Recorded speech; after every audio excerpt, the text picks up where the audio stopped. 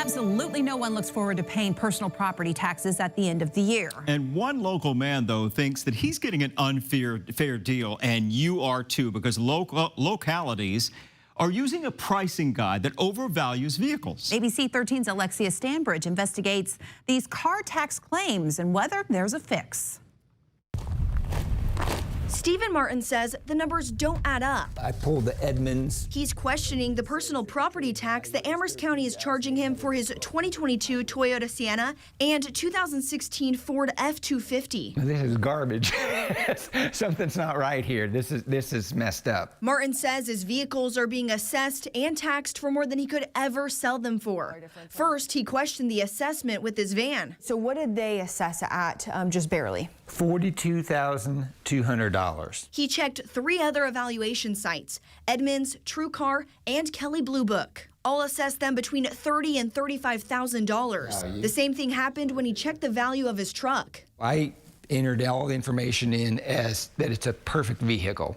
If you go out there and look, I have a dented tailgate, a dented side, so it's further proof that this valuation system is flawed. The county assessed both at about $10,000 higher than the other pricing guides. Between your truck and your van, how much more in taxes do you think you're paying?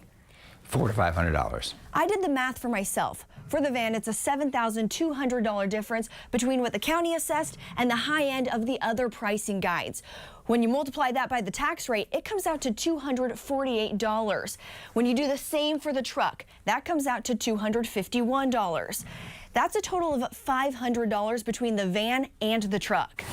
Martin contacted Amherst County to try and change it, but he says the best they could do was give him a mileage reduction off the car assessment, which only saves him about $30. This is Alexia Stanbridge. I also reached out to the Amherst County Commissioner of Revenue, Jane Irby. She wasn't available for an in-person interview, so I spoke with her over the phone. How does Amherst County assess the value of the cars?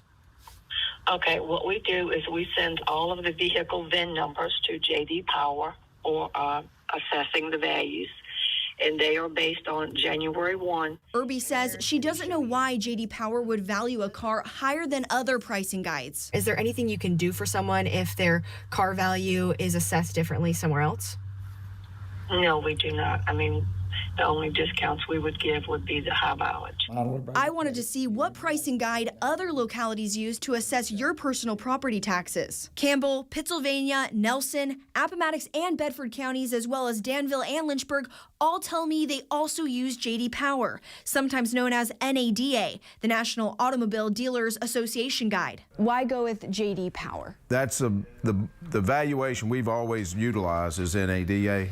And I do. I think it's very respective of what the true value of the car is. The Lynchburg Revenue Commissioner claims other pricing guides like Kelley Blue Book are more of a deal guide, what you should expect as a consumer, and not as accurate for trade-in value. I took Martin's concerns to State Delegate Tim Griffin, who represents Amherst County. Is there anything that could be done on a statewide level to help people like him? We repeal the car tax. I think that's the cleanest way to do this.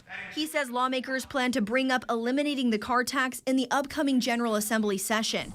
Despite this, Martin still has concerns. He says he could never sell or trade in his minivan or truck for the price he's being taxed on. This isn't right because not only is this affecting me, how many other people, retired people, older people, people who have lost their jobs, are paying more in taxes because of overvaluations.